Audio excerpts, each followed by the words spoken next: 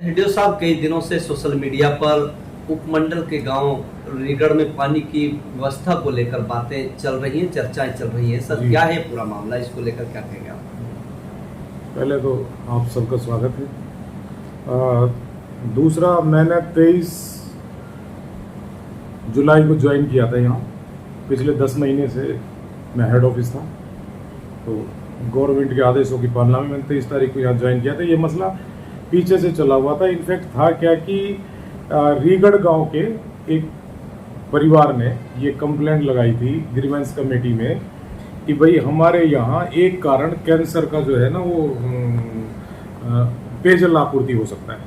इसको लेके पिछले महीने सैंपलिंग की गई थी। आदरणीय सीएमओ साहब और पब्लिक हेल्थ का ज्वाइंट इंस्पेक्शन के बाद सैंपलिंग हुई।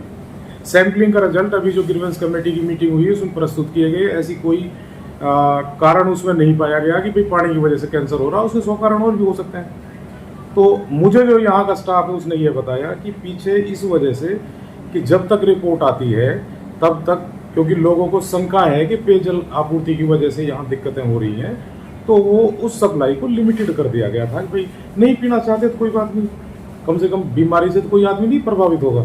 तो था मसला। अब उसके बाद में अभी मैंने आके देखा, जैसे ये बात आई तो हमने विजिट की। विजिट करने के बाद एज ऑन टुडे पानी वहाँ सुचारू रूप से चल रहा है। रेनी वेल का पानी हम दे रहे हैं। बट वहाँ के जो लोग हैं उनके पास अपने सोर्सेज हैं, जेट पंप लगाए हुए हैं, हैंड पंप लगाए हुए हैं, और रेनी वेल के पानी को प्रेफर नहीं करते यूज़ करना। सिर्फ उसको डोमेस्टिक पर्पज़ के लिए यूज़ करते हैं, भैंसों को लेने के लिए, भैंसों को पिलाने के लिए, या वॉशिंग के लिए, कार धोने के लिए, और दूसरी चीज़ें हैं। बल्कि कई आदमियों ने तो मुझे ये कहा कि जी तो वेस्ट है, वैसे ही बहता रहता है। तो ये उसका वो रहा है। आज की तारीख में वहाँ पानी सुचारू रूप से चल रहा है, कोई ऐसा इशू है नहीं। और मैंने ज्वाइन करते ही ये सभी अपने अधीनस्थ जो कर्मचारी हैं, जेई साहिबान हैं, उन सबको कहा, ऊपर से उच्च अधिकारियों से भी बात की, तो वहाँ जाके मैंने स्वयं विजिट किया। गाँव में पानी सुचारू रूप से चल रहा है, ऐसी कोई दिक्कत नहीं है। फर्दर ये तो चीज़ें हैं, टूट फूट होती रहती है, कई बार दिक्कत आ जाती है, तो उसके लिए हम कृत संकल्प हैं कि किसी प्रकार की यहाँ फिरोजपुर उपमंडल में एटलीस्ट पेयजल से संबंधित कोई समस्या ना हो। प्रशासन के टच में रहकर हम पूरी तरह अच्छे से कार्य करने को वचनबद्ध हैं और विभाग के मापदंडों के हिसाब से काम करेंगे। एसडीओ साहब, देखा जाता है कि जगह जगह लोगों की शिकायत आती है कि पानी नहीं मिल रहा है, या ज़्यादा समय के लिए पानी नहीं मिलता है, शॉर्ट टाइम के लिए मिलता है, या कभी कभी बाधित हो जाता है, कई टैंकों तक पानी नहीं पहुंच पाता है, या ये जो कहा जाता है कि इलीगल तरीके से लोगों ने कनेक्शन किए हुए हैं कि ऊपर तक पानी जो है हर घर तक नहीं पहुंच पाता है। तो सर, इसके लिए क्या? देखिए सर, इसके मल्टीपल रीज़न है। एक रीज़न तो ये है कि सबसे पहले जब तक हमें किसी चीज़ की इम्पोर्टेंस का ज्ञान नहीं होगा, लोग जागरूक नहीं होंगे ना, किसी भी फैसिलिटी को किस तरह से यूज किया जाए, ये सबसे बड़ा इम्पोर्टेंट काम है। महकमा चीज़ें करता है, लेकिन लोगों को जब तक किसी चीज़ की अहमियत नहीं पता होगा तो वहाँ वेस्टेज होती है। अब हमारी जो पाइपलाइन यमुना के सुल्तानपुर से लेकर यहाँ तक आती है, जैसे ही मेवात में एंट्री कर रहे हैं, जगह जगह स्लूस वाल लगाए हुए हैं, लोग उनको तोड़ के कार धो रहे हैं। आपको ये मिलेगा। पिछली बार मैं जब यहाँ था तो मैंने मुकदमा जैसे यहाँ पे एक राजौली गाँव में यहाँ कराया था, दुगरी गाँव में कराया था, और उधर कोट बहीन वहाँ पे ये चीज़ें थी, तो हमने मुकदमे दर्ज कराए। बिछोर थाने में मैंने मुकदमा दर्ज कराया था कि भाई इस तरह से क्यों तोड़ते हो। लेकिन सिर्फ एडमिनिस्ट्रेशन या पुलिस ही सब कुछ नहीं करती है।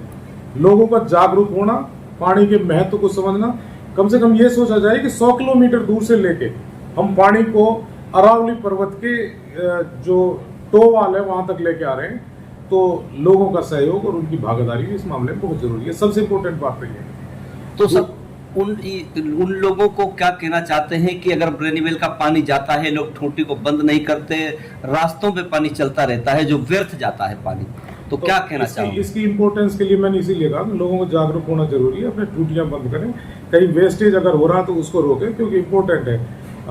सरकार ने की ये अत्यंत महत्वाकांक्षी योजना थी, जिसके तहत तत्कालीन मुख्यमंत्री आदरणीय मनोहर लाल खट्टर जी यहाँ उद्घाटन किया था 2022-23 में इसका, तो सुचारू रूप से क्रियान्वयन था। आज की तारीख में भी लगभग 3-4 साल बीतने के उपरांत भी सुचारू रूप से हम पानी दे रहे हैं। हाँ, रिपेयर एंड मेंटेनेंस में कई बार दिक्कतें हो जाती हैं। और अभी रिसेंटली मैं आपको बता दूं, मैंने विजिट करके कई गाँव में देखा है कि सड़क के साथ रोड का कंस्ट्रक्शन हो रहा है, वाइडनिंग ऑफ रोड्स हो रही है। उसमें कई लाइनें जेसीबी से जब वो ड्यूरिंग कंस्ट्रक्शन ऑफ रोड वो टूट जाती हैं, पीडब्ल्यूडी हो या उससे, तो उसकी वजह से यहाँ रीगढ़ में भी ये हुआ कि अभी 20-25 दिन पहले या महीने पहले इन्होंने लाइन डाली थी, तो हमारी लाइन को काट दिया साइड में से, लीकेजेस हो गई, पानी दूषित था, तो उसकी वजह से उसको कैप अप करना पड़ा।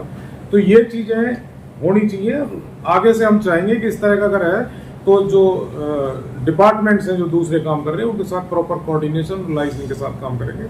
तो ये है कि अच्छे से रीगढ़ गांव में सब कितने चेंबर बनाए गए हैं और उन तक पानी किस तरीके से अब पहुंच रहा है? देखो जी, अकना अपना यहाँ कामेडा इंटरमीडिएट बूस्टिंग स्टेशन है, वहाँ हम पेयजल सप्लाई के लिए रीगढ़ बूस्ट करते हैं पानी।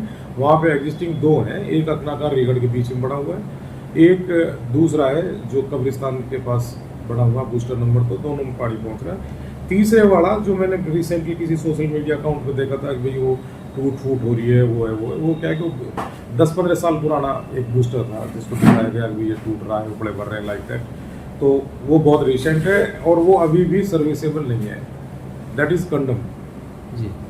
और वो इस रेनीवेल प्रोजेक्ट के 80 गाँव का एक पार्ट नहीं है। तो इसमें जो जगह जगह सर जो है जिस तरीके से ये जो पाइप पे जो लीकेज हो जाती हैं, आपने अपने कर्मचारियों को किस तरीके का निर्देश इनको सर दिया है ताकि लोगों को समय पर जो है पानी उपलब्ध हो सके? हमने आते ही आदरणीय एक्शन साहब के संज्ञान में जिस दिन मैं आया तो माननीय एसडीएम साहब ने मुझे स्पेशल बुलाया, विस्तृत चर्चा इस बात हुई कि देखना है लीकेज वगैरह नहीं होनी चाहिए। तो एसडीएम साहब के दिशा निर्देशों में फिर दोबारा मैंने यहाँ सबको ये आदेश जारी किए, स्वयं भी विजिट किया कि भाई किसी भी प्रकार से हमारी कोशिश है कि जल आपूर्ति बाधित ना हो, कोई लीकेज अगर कहीं है तो प्रॉम्प्टली उसको रिपेयर किया जाए।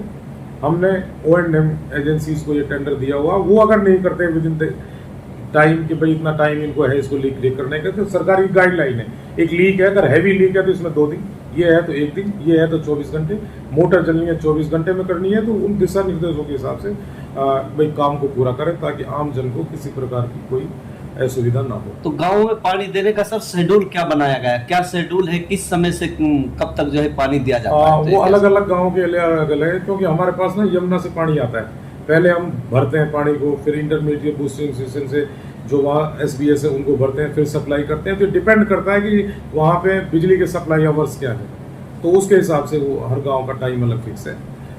इंडिपेंडेंटली मैं ये नहीं कह सकता कुछ दिन यहाँ पानी देना। शहर भी इसमें रेनीवेल की इस परियोजना में इंक्लूड है, शहर को भी पानी देना पड़ता है, 5 MLD 4.5 MLD करीब रिक्वायरमेंट है, तो वही से हम पूरा कर रहे हैं जमुना से।